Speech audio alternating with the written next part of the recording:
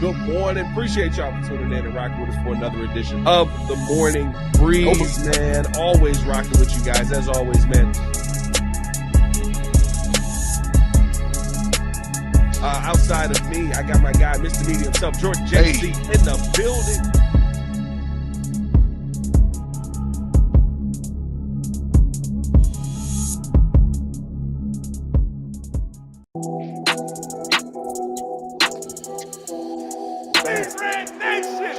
Oh, yeah. The best show for Chicago sports. You already know what it is. Yeah. Nope. Yeah. What's good? We back. Breeze Nation, what is good? It is your boy, Pat the Designer, back at it again. As always, joined in the mornings by my co-host, Mr. Media himself, Jordan JC. Yep. Morning. We got to ask some questions about this Bears offensive line and what could be added to it, because I keep seeing the rumor being floated out there. Oh. Could we bring in another former Packer to help things out in Chicago? Getting desperate. David Bakhtiari's name is still out there. Could he be somebody who could bring something to this Bears offensive line that they need most desperately? Also, should the Chicago Bears team feel better about the game that they played versus the Houston Texans? We'll talk about all that and more in today's episode of The Morning Breeze. Let's go.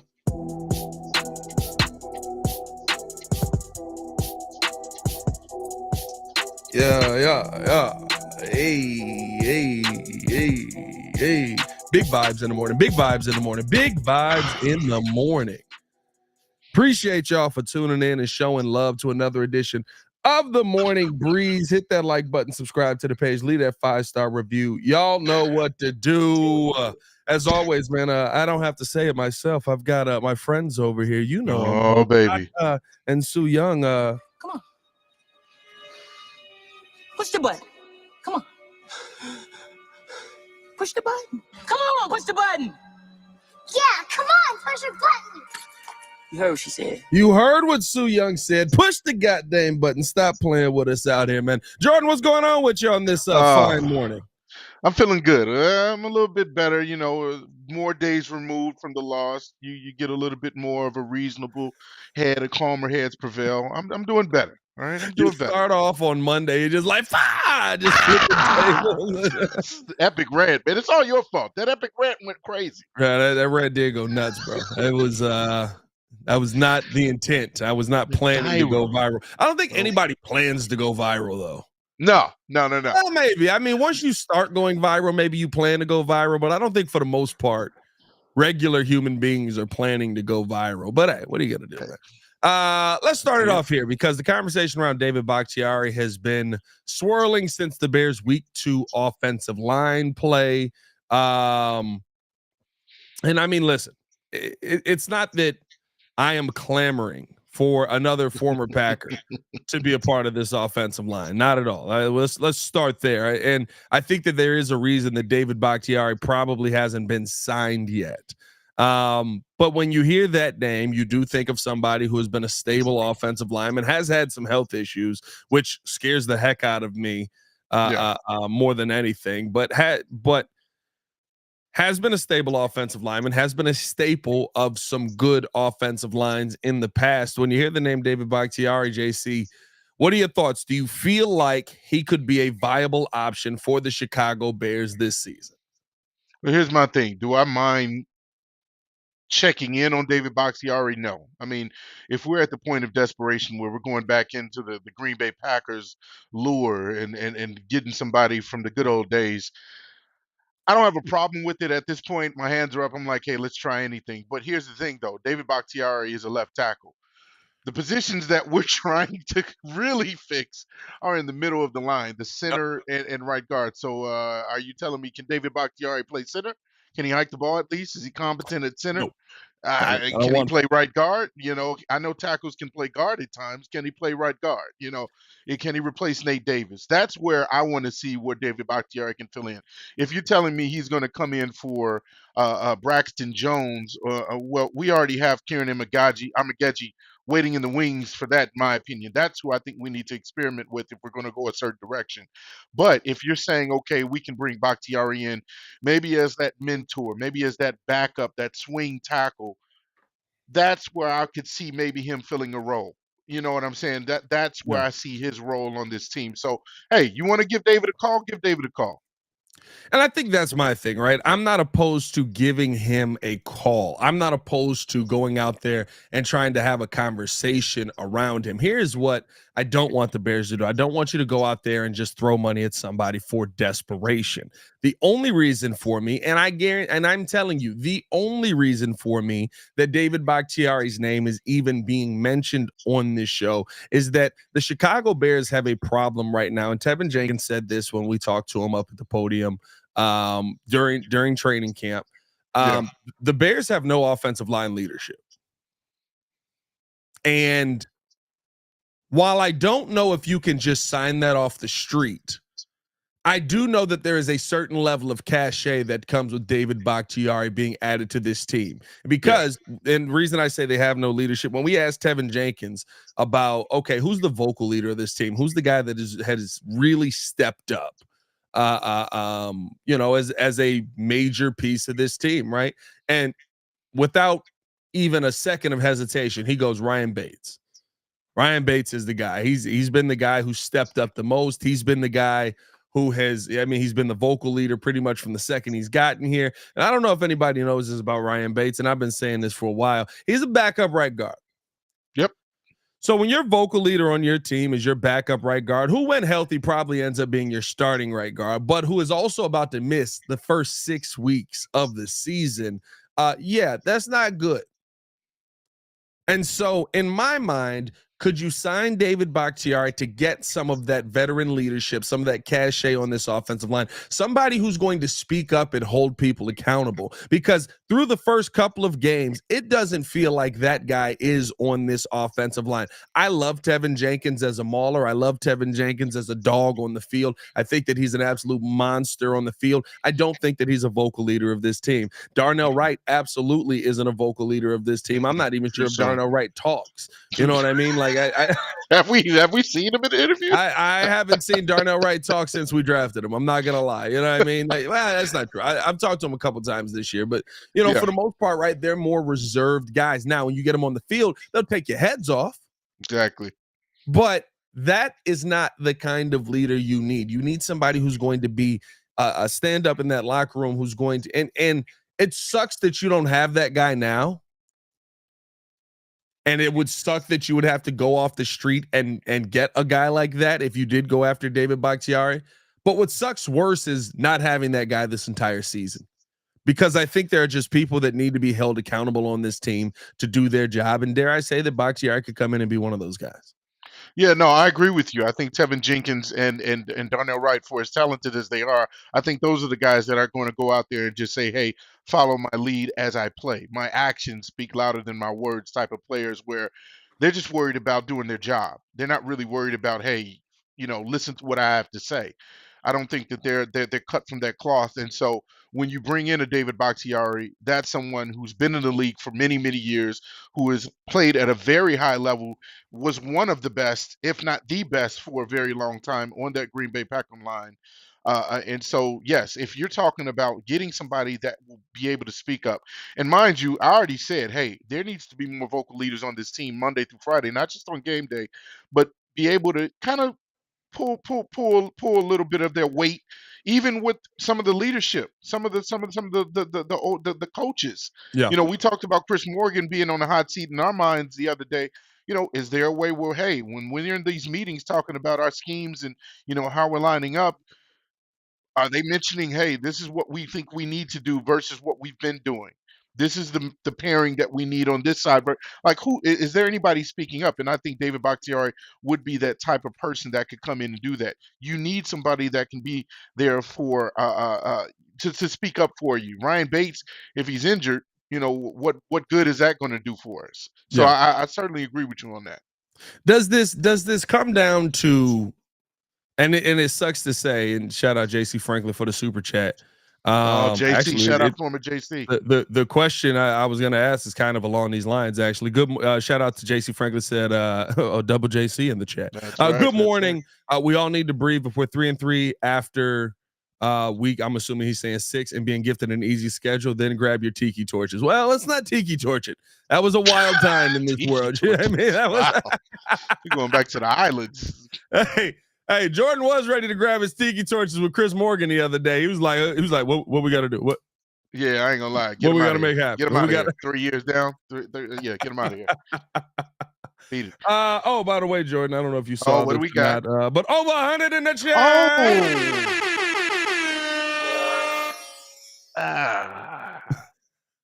I will say this though, right? And I think this is the part that, along those lines.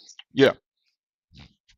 Is it just time that this offensive line needs? When you look at the offseason, they didn't spend any time together, right? There was Coleman Shelton, Ryan Bates was in there. Ryan Bates was out of there. Nate Davis was out of there. Matt Pryor spent a ton of time in there. Is this just a timing thing? Hey, I mean, like, honestly, when you look at the offensive line as a whole, I would say the only people who were consistently out there were Tevin Jenkins and Braxton Jones. Darnell Wright even missed some time early on. Is this just getting time together with, and maybe with the offense as a whole, right? Because you also think back to this, and I think we forget this. DeAndre Swift did not play in preseason. He played that one play. And for some reason, we never saw him again. And he was never not healthy. He was always we saw healthy. enough. They just didn't play him. We saw enough. They were like, there's a play. All right, we got it. Yeah.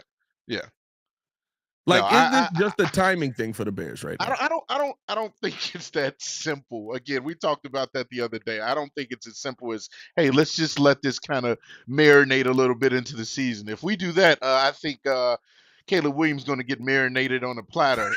They're like that's. I don't think that's the best decision. Everything's or the best meat route with you, Doug. Man, I'm just saying. I know my meats, man. He might be tenderized by week 5. You know what I'm saying? Like, what are we talking about? Caleb Williams is going to get killed. Like, I don't understand. What you want to keep going back to the same thing that we clearly see is not working? No, you got other guys in there for depth. We brought him in for depth. Try, like you said, Matt Pryor out. Swap Davis with Pryor. I agree with you, Kenny. Doug Dyer, Nate Davis, Eagles, Charles Leno. Oh my God, yes. I don't want that on my starting lineup. So my thing is, yes, try something different. Do not go back to the well and say, oh, you know what? Well, everything's going to be fine.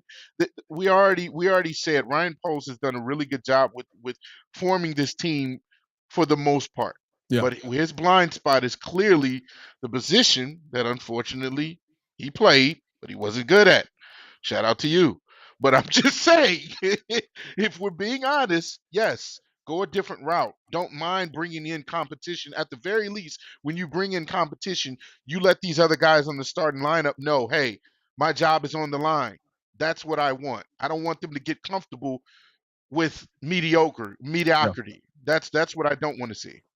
No, 100%. I mean, listen, at the end of the day, I don't know if they'll even bring Bakhtiari in. I did see that. I don't know if you saw this, but Barstool Big Cat texted David Bakhtiari, and he was I saw that. Yeah. He was like, "We need help."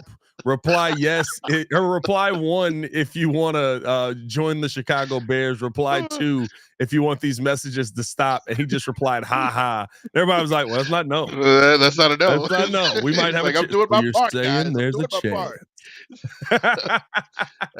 Hey man, appreciate y'all tuning in, showing love. Hit that like button, subscribe to the page, leave a 5-star review. Y'all know what to do. We're gonna keep this show moving along. We're gonna take a quick break. Let's do a word from our sponsors over at BetDSI and Aura, and then after that, we will come back on the other side. And we do got to ask the question because there has been a lot of panic in the streets. There's been cats chasing dogs. I mean, marshmallows raining the cats. Bro, yeah, I mean, there's been some panic here. We do have to ask the question, should we feel better about this week 2 game, knowing who the Houston Texans could be? We'll talk about that on the other side right after this. What's happening, Bears Nation? It's your boy Pat, the designer from the Windy City Breeze, where we keep it 100 about everything Chicago Bears. Now, if you're like me, you don't just watch the game, you live it, and that's why you need to check out BetDSI. BetDSI is where it's at if you want to put your money where your mouth is. They've been doing it for over 20 years, giving you the best odds, lightning fast payouts, and a platform that's as solid as the best O-line. Whether you're betting on the Bears to take it all the way or making clutch live bets during the game, BetDSI has you covered. And here is the kicker. Just because you're rolling with the Windy City Breeze, BetDSI is hooking you up. Sign up today with the promo code WCB, and they'll give you 120% bonus on your first deposit up to $1,000. That's free money, folks, to make sure that you're winning as you back our boys in the blue and orange. So what are you doing? What are you waiting for? Head over to betdsi.eu, use the code WCB, and start turning your Bears passion into serious cash. BetDSI, where real Bears fans get it done.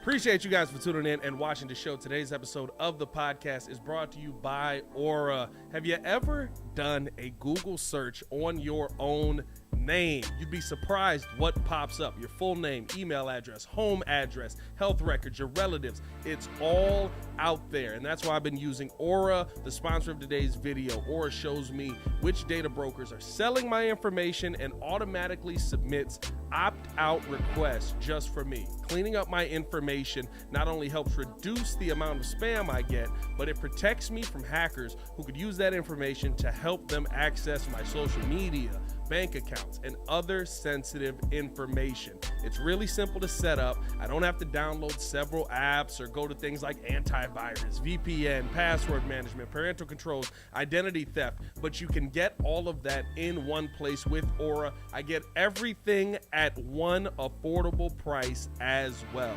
You may already have one or two of these tools, but not having Aura is like leaving the front door locked while leaving the back door and windows wide open. For you to be able to take advantage of Aura, we got a special deal for you here today. Stop data brokers from exposing your personal information. Go to my sponsor at https://aura.com/the Windy City. Again, that is aura.com/the Windy City to get a 14-day free trial and see how much of your information is being sold.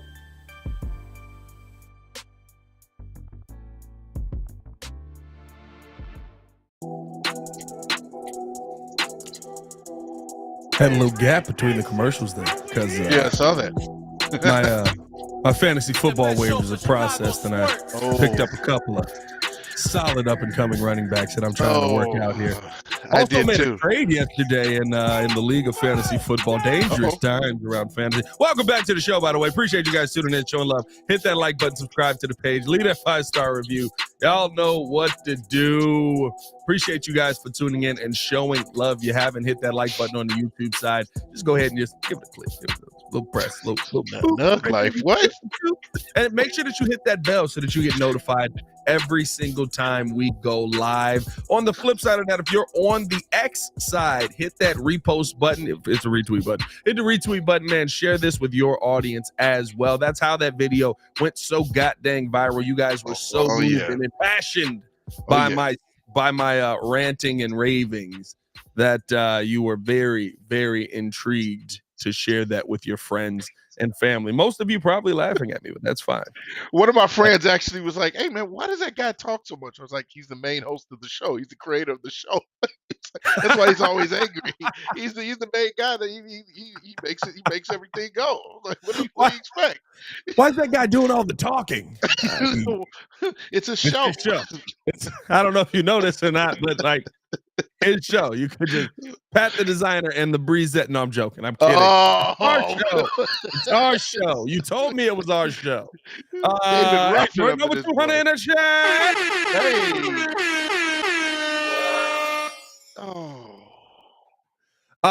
Listen, man. I do want to talk about this because we have been. And listen, we've contributed to it because we feel this way right now. Most Bears fans are feeling this way right now. It does feel a little familiar.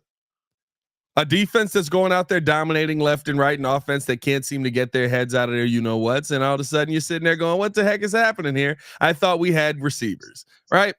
But when you think about the fact, and this is a fact, that you have a team in the Houston Texans who in my mind are Super Bowl contenders. So much talent on that team. And not only did you shut down one of their phases defensively, you were in that game the entire time. Dare I say, even with the offense still struggling, you were able to move the ball at times versus that vaunted defense, which was a step in the right direction because you weren't able to move the football at all in that first game versus Will Levis and T'Vondre Sweat and, you know, those guys over there. You now are heading into week 3 with an opportunity to, you know, get a bounce back win here. Should we feel better about what we saw in Houston in the big picture? I understand what we feel offensively, why, you know, Caleb Williams has to be more protected. And we're thinking of what we've seen in the past, right? This is how quarterbacks get killed. But should we feel better about what we saw last Sunday in the fact that that's a Super Bowl caliber team that you basically turned into a one-dimensional field goal kicking team? I mean, absolutely. And Nova took the words right out of my mouth. Shout out to him. Did a great job at the things that we knew we were supposed to be great at. That defensive performance was, it stood out. And so you take those positives away. Obviously, we don't feel good about losing, and I think that's what gives all Bears fans PTSD. Is we saw how many opportunities we let slip out of our hands, or we were just right there. Like the Kyler Gordon thing. Again, I know I always go back to that, but it just always seems like that's just the obvious Bears play where something good goes our way and we don't get the call. Like I still stand by it. I think that ball, when it touches the ground and it doesn't move, it's stuck to the helmet. That's still an interception. Nah, To me, Nico Collins did the same thing catching that ball on the sideline. The ball held to his helmet. So if you're going to call it one way, in my opinion, call it the same way. You know, when we get the interception. That's just me. That may be a meat take. Hey, whatever. I stand by it. That was a little meaty take. If that's fine, I stand by it. But my thing is, yes, let's all relax. We never like losing. We never like losing because this is a new regime, new quarterback. This is supposed to be our guy. This is supposed to be the guy that's fixed hundreds of years of bad quarterback play. So we wanted to see everything just look spectacular out the gate. Understood. But you have to also be reasonable and say, hey, we know that we just went against two of the better defenses in the league, two of the better defensive lines in the league. Now we go up against the team that we're going to see. It's going to get so much better starting with this week. And the fact that this team we're going up against just said that, hey, our best guy on defense is not going to be playing for the next 4 games in DeForest Buckner. And so you take that also not with the grain of salt, but you look at that as a positive, obviously, and you go move forward. Yeah, I mean, and here's my thing, right? With where this Bears team is, what I think most Bears fans don't like is that we've seen this movie before, right? I said this last night. Yeah. We've seen this picture. You mean a phenomenal defense with an offense that can't seem to get out of its own way? I watched that. Yeah. That did get you to a Super Bowl, but it's not how I want to get to a Super Bowl. I want to get to a Super Bowl behind my offense. And so there is that aspect of it, but I do think that there is something to be said about feeling better about the loss that you took. And not to say you should feel good about any loss. And understand this, Caleb Williams doesn't feel good about the loss. Right? Like that's what it comes down. Caleb Williams is not happy that they lost the game. Right. Yeah. Yeah. But he grew in that second game. Even with throwing the interceptions. He grew in that second game. And the interceptions has not been a calling card of Caleb Williams throughout his career. I think that was him trying to play the Superman role, put this team on my back. Here we go. Boom. Now we're down the field. Let's go. Let me save the day. Yeah. I think he's also doing what's being asked of him, though. He dropped back 57 times for passing plays. Now, he only threw 37 of them because of different penalties and stuff that ends up taking place, but he dropped back for 57 passes. That's a lot. Yeah. That's your offensive coordinator saying, you do it. We were down 6. At most, we were down 9. Yeah. And you told the rookie, hey, you got to figure it out. So I say all that to say, right, there's a lot of things that need to be fixed heading into week 3. But having the time to fix it is a good thing. Having the opportunity to go out there and take this time and hopefully continue to grow into week 3. Hopefully continue to see that incremental improvement that we saw from week 2 to week 3. Hopefully he's able to throw a touchdown and the receiver comes down and catches it. Because realistically, he should be 2 touchdowns into this season. We shouldn't even be having these conversations about with those two touchdowns. And week 2's game, right? Because you have to take into account if he throws that touchdown, we're in that game. At most, we're down 3. He's probably not pressing. With those 2 touchdowns on the season that have definitely been dropped. Yeah. Do we feel better about where Caleb Williams is? Maybe not what his offense is, because he's probably still getting sacked just as much. I mean, yeah, little by little. I mentioned incremental progress, and that's where we're at. You don't want to get PTSD from Mitch Trubisky because, that's what he said all the time, incremental progress. But, I mean, that's where we're at right now. And after 2 games, I feel good about where Caleb is. You love the fact that he's already mastering the calls and the schemes and calling out blitzes and calling out the right thing. I think I read on Twitter that he called out correctly IDing Azeez Al-Shahir as the guy that was going to be the new Mike coming into blitz, and then even Al-Shahir had to recognize that he found me out. So you like those things from a rookie in game 2. So the game is not too much for him. The mind part of it is not too much for him. The IQ part of it is not too much for him. That's where you see the progress. And I think that he's somebody who is going to make sure that he gets better and better and that he doesn't make the same mistakes. And even as a sidebar, man, I saw this video and I wanted to mention it real quickly. Like, the whole interaction between him and CJ Stroud after the game was over. I appreciate CJ Stroud for, thinking, hey, come here, hey, it's going to get better. You already got everything in you that you need. You're going to be special in this league, but try not taking so many hits. I'm like, huh? Try not taking so many hits. Like, what do you want me to do about my offensive line sucking and your defense being so great? Like, what do you mean try not taking so many hits? Get your hands off me. You got beef with CJ Stroud. You're beefing I got with beef with CJ Stroud. Don't try to little bro me. You do a 2-year vet in the league acting like you're Aaron Rodgers. Get your hands off me. Oh, dog. No, listen, I don't think I think CJ was telling him, right, because there's some of those plays where Caleb is taking hits and he's rushing outside the pocket. He's probably saying, just throw that away, bro. Like, at this point in your career, throw that away because it's not benefiting you. You're trying to be Caleb from college. You're trying to be Superman. But see, this is the tough part, right? I don't draft Michael Jordan, put him on my team, tell him you take all the shots, and then when the game winner comes, I go get a ball to Iceman Gervin. Yeah. Like, that's not my point in all of that is you drafted this guy that had to do this. You drafted a guy whose mentality was, I will put the team on my back, not the back on my team. Hey, yo, I will put the team on my back. All right, Coleman Shelton. I put my back on Watch it, Coleman. No, that's Coleman Shelton. There it is. There it is. Coleman Shelton's philosophy is very Timon and Pumbaa, dog. Hey, that man said, when the team turns its back on you, you turn your back on the team. What? Yeah, Coleman, why are you perked up right now? We're on the 20, dog. You got come on now. But no, unhand me now. But my point in all of that is, right, you have this kid that has this mindset. When you talk about dropping back 57 times, I did see somebody say, in the chat, well, he audibled out of run plays for 7 of those plays. Agreed, right? But there's a reason for that because he saw some in the defense. It didn't work out. Some of it did, actually. Actually, a lot of his audibles were actually really solid. But even with that, that's still 50 dropbacks for a rookie quarterback in week 2.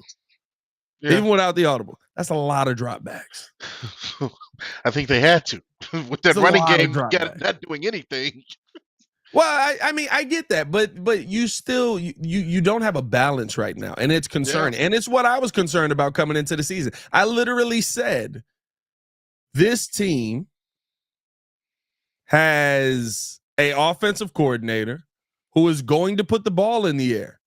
And everybody kept telling me, no, come on, Pat. They're going to run the football. They're going to make this rookie's life easy. Come on, Pat. They're not going to do that to him. Why would they do that to him? It doesn't even make sense. What are you Come talking on, to 80-year-olds? These guys are logical. They're not going to. Shane Waldron's an offensive guru. Why would they ever do that? Come on, Pat. We can't. It doesn't even make sense to run the football that much or pass the football that much. There's no way they're going to put the ball in the air that much. Come on, Pat. Hey,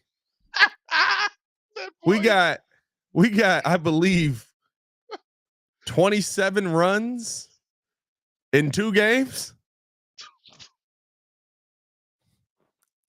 I thought I was joking. 2 yards to carry for the I do deep research on this stuff, guys. It's not a joke. Like, he's putting that ball in the air. And guess what, guys? I need y'all to understand this as well. That's not changing. Yeah. Caleb Williams got to get real efficient because we got another Matt Nagy style guy back there, which also is what they want. How often do the Kansas City Chiefs run the football? Like, that's kind of not their MO. That's why Isaiah Pacheco is like just kind of a dude back there. And now he's hurt. And they're going to throw in somebody I picked up off for fantasy purposes. For fantasy purposes. Can I talk about it as a fantasy owner real quick? Carson Steele.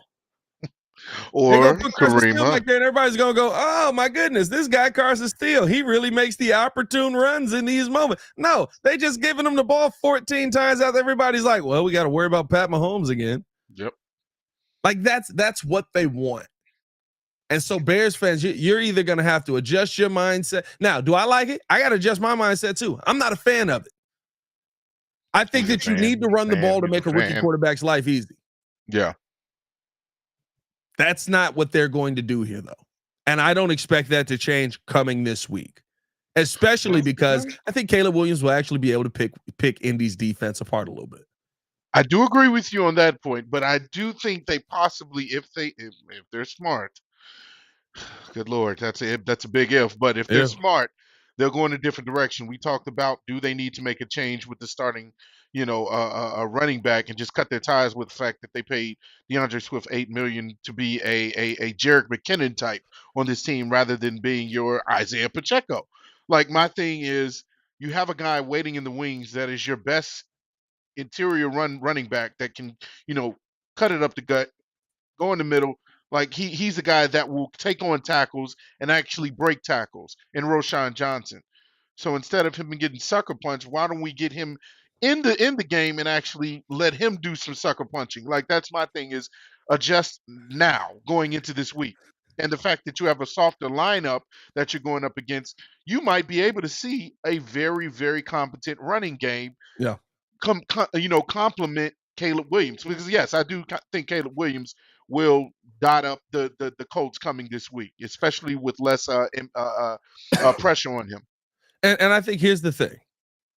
Over the next 3 weeks, the 3 defenses you play are the Colts, the Rams, and the Panthers. Well, that's tasty. That's exactly what I was about to say. Over the next 3 weeks, you play the Colts, the Rams, and the Panthers, and we can transition into our final topic here. And appreciate you guys for tuning in, showing love. Hit that like button, subscribe to the page, leave a 5-star review. Y'all know what to do. Yes, you have the Colts at home, but the opportunity is there for you to go in there defensively, definitely be able to dominate versus Anthony Richardson. And offensively, that Colts defense is not something that I'm really sitting here in fear of, especially without DeForest Buckner on that line. Yeah. If this is the bounce back week where the offense starts to look, and I think at this point, the bar is like 200 yards and a tutty. Right? Like if you get to that point and your field goal kicking right, Then you got the Rams. The Rams seemed like a scary team on the before the season started. On I paper, wasn't scared of the Rams as soon as I saw 2 weeks of this defense. Oh, and by the way, then they lost two of their most important players. Yeah, I was about to say Nasua and Cup are gone. Yeah, man. So now, like, I'm not scared of the Rams at all offensively. Defensively, Yeah. Is the, I mean, here's the part that's hilarious to me. You can absolutely tell Aaron Donald's not in there anymore. Yeah, I mean, I'm just like, I've never seen somebody run up the middle so much versus this team. Big difference. Big difference. Yeah, So, there's no household names on that team. When you talk about your next 3 weeks, and this is why I said this, right? Why we could feel better about that Houston loss, and now coming into this, if you get a bounce back win versus the Colts, and you start to get things going offensively, this week 2 could feel like an afterthought. Mm-hmm. This week 2 could feel by the time we get to week 5, we could literally be going, man, this one of the best offenses we done seen out here. Ain't that this crazy? One of them dog teams. Yeah, I mean, you know how quickly things change in football, bro. Ain't that crazy? You know how quickly it changes. 3 weeks from now, we literally could be sitting there just going, oh my goodness, man. Listen, we out here cooking right now. And then I'm gonna have to be, because here's the thing. I know I'm the hype one, right? That's the reason for the rants and stuff like that. I know I'm the hype one. But after we get through the next 3 weeks, I'm gonna have to be like, all right, guys, hey, Bree, we played the Colts, the Rams, and the Panthers. Yeah. We can breathe a little bit here, guys. We can breathe a little bit, because I do feel like there's going to be some excitement. I think this is a turning point, but I think you have to use this time wisely over these next 3 weeks. If you can get this win versus the Colts, not only do I think it's a bounce back win, but if you can get it going offensively, I think that these are 3 weeks that can settle down Caleb Williams and get him comfortable with NFL speed, get him comfortable with NFL defenses, and get him comfortable behind his offensive line. And this is the time where you can do some of those experiments and feel like, yeah, well, we still have a chance to win this game. Yeah, no, I'm right there with you. I feel like if we not only win, because it's not just, to me, it's not just about winning these next 3 games that we feel are very easy compared to the last 2. We knew coming into this season that week 2 would be that test. And by all accounts, if we're being honest, we passed the test because we didn't get blown out by a Super Bowl team. We allowed only 1 touchdown to a very good passer, and they pretty much won off of the back of the leg of Kai Fairbanks. But going into this week and then going into the next couple of weeks, my thing is we need to make sure that we have our identity on the offensive side down packed. That's what I want to see. I want to see us commit to, okay, we're going to use Roshan or Khalil Herbert now for those first down, second down, third down runs. But when it comes to maybe third down and passing, third down and short, that's when we put in DeAndre Swift. Let's start cleaning up that tight end screens where we're not using Gerald Everett as the catcher, but as a blocker. You know, those are the things that I want to see cleaned up. Do we kind of actually solidify an identity on the offensive side in these next 3 games and actually learn from our mistakes? That's what I want to see on top of winning against some of the softer schedule. Yeah, no, 100%. Hopefully we end up seeing some of that start to play out quickly too. And listen, hopefully you, like I said on yesterday's episode, hopefully the Bears are already looking to make these changes. You know what I mean? Hopefully the Bears are already looking to change things up on the offensive line, change things up on where guys are positioned at, change things up as far as, you know, even with Tevin Jenkins and stuff like that, like we talked about, right? Change things up in that manner, because right now where you're at, if you don't change things up, you're basically going down the insanity path. And I get it. You got guys that make a lot of money on this offensive line. But you can't tell me they're not frustrated with the effort that they've seen from Nate Davis. You can't tell me they're not frustrated with the fact that, I mean, hey, they probably are less frustrated with Coleman Shelton. Like, if we're being honest, they're probably less frustrated with Coleman Shelton, because Coleman Shelton at least is out there trying. Yeah, he's just not very good at his job. And didn't he practice during the offseason? Did he practice during? Yeah, he was the center that stepped in the whole time. So they're probably not happy about his production, but they're also probably sitting there going, well, you know, it is what it is. And I think, listen, I saw Nova's comment as well. It should just be growing pains.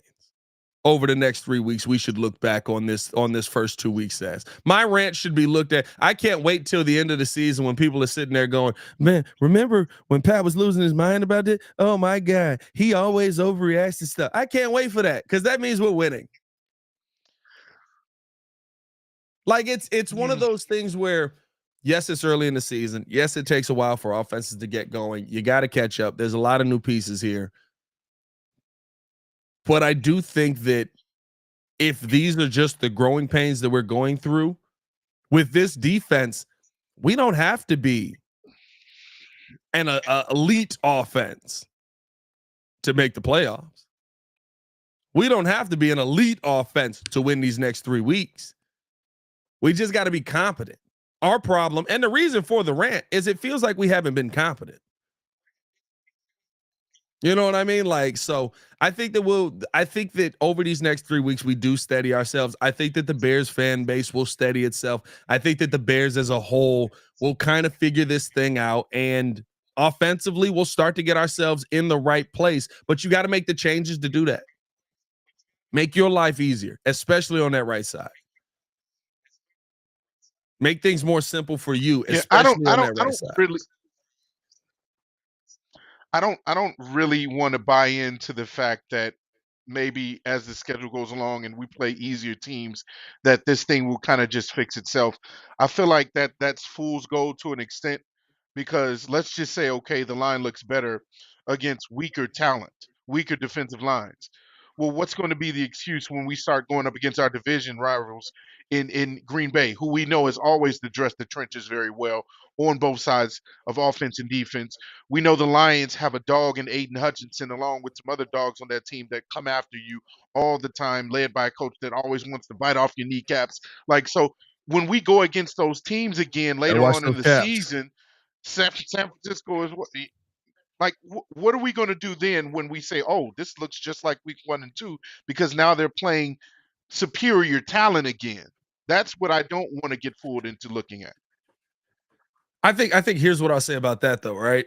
When you look at some of those teams later on in the schedule, the Vikings, we know that we got their number a little bit as far as defensively for sure. You know what I mean? Like Justin Jefferson being injured with that quad, I think it is. Hopefully he's able to come back sooner than later. But you know, if he's banged up, I'm not worried about this defense being able to create some tough moments for Sam Darnold out there. The Bears have had the Lions number for I don't know how long. And yes, I get it. I get what you're saying. You're saying on the offensive side of it, the Lions still struggle against mobile quarterbacks. Aiden Hutchinson looked great last week against who? That was Baker Mayfield, right? Was it Tampa Bay? Baker Mayfield. Yeah. Yeah. But Baker was still able to get away. Aiden Hutchinson looked great week 1 versus Matthew Stafford. Big shot. So, like, I understand, like, the fear for Bears fans is that end of the season, that vaunted, you know, the Green Bay defense, that Lions defense, you know, going up against the Vikings who are going to be blitzing a ton. I would also hope that, because we're 2 weeks in, Shane Waldron is also just going through the growing pains. I would also hope that Shane Waldron is just, you know, all right, we're trying to figure this out, and he's in his rhythm by the time we get there. Because if he's not in his rhythm, we're going to be in trouble, right? Like, I mean, listen, it is what it is. You got Shane Getsy, Shane Nagy, whatever we're going to be calling him by the end of the season. This is how this always goes. You always end up giving them the name of the guy that sucks before him. It's hilarious. You know what I mean? But, like, when I look at the end of this schedule, and again, it is because of the defense. I don't see an offense that has to be stellar. I see an offense that has to be competent. Right now, they're not competent. But I think this next 3 weeks, again, you got to get this kid comfortable with the NFL. He's still trying to figure out why dudes are so fast and big. Pause. He's still trying to figure out why there's so many dudes on this field who can go out there and get after him the way that they can, because they couldn't catch up with him in college. Like that to me is what he's trying to figure out right now. And if he can figure it out over these next few weeks, if you can get your young quarterback comfortable over these next few weeks, then to me, that starts to move you in the right direction. That starts to set you up for being comfortable in the Packers game. That starts to set you up for being comfortable versus the Vikings. That starts to set you up for being comfortable versus the Lions. Those are the things to me that put you in a better position in those final weeks. And it's why I'm glad the Bears have the schedule they have, because they have the opportunity to take advantage of these lulls in the schedule to get that young quarterback comfortable. I love the fact that we can do that, and that's why we were so happy about the fact that we have a schedule to start out to ease this quarterback into, playing in the NFL, so you're going to see the ups and downs. And that's where I say, let's be a little bit more reasonable. Let's be a little bit more relaxed in that aspect. But when it comes to this offensive line, I don't want us to be fooled into thinking that there doesn't need to be any changes. It just needs to be a time thing, and then over time we'll see them mesh and mold. You hope that. I do hope that. If we don't make any changes at all, and we don't bring in Bakhtiari, we don't bring in Kieran Amageji, and we don't bring in Ryan Bates when he comes back out, and this line looks good, and Nate Davis has some sort of competency. Darnell Wright doesn't look like he's reversing on what he did from last year. Tevin Jenkins is healthy and he's doing this thing. Coleman Shelton is actually a little bit more competent, not getting back down, face up, or whatever you said, face down, back up. Face down, back up.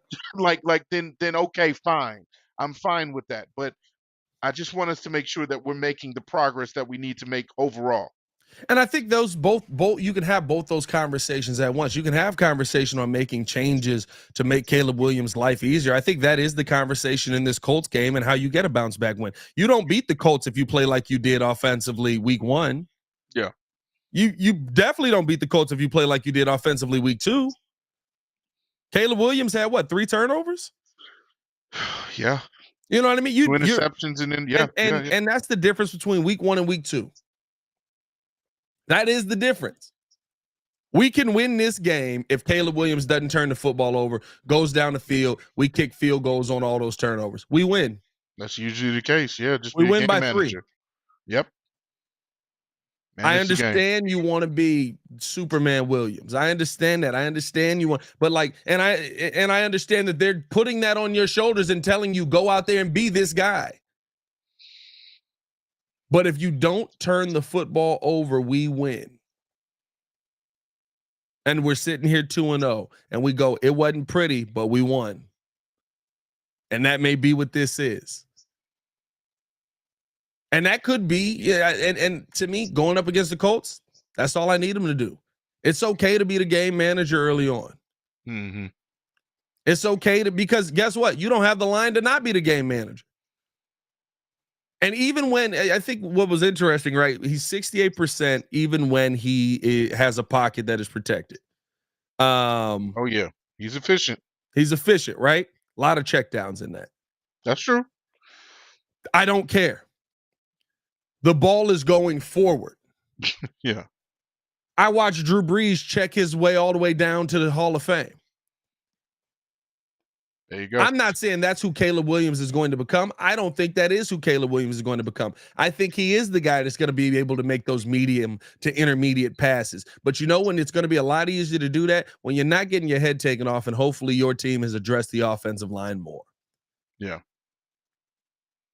And so I think just now, right, Shane Waldron, Matt Eberflus, get in on this, right? Friggin' Caleb Williams, Chris Morgan. You got to understand what you have. I understand what you want to have, but you have to understand what you have right now. What you have right now is literally a team that is struggling to protect a quarterback who's getting the ball out fast and efficiently, and you can't keep him off his back. So what does that mean? You need to have quicker passes out there. He needs to be getting the ball out even faster.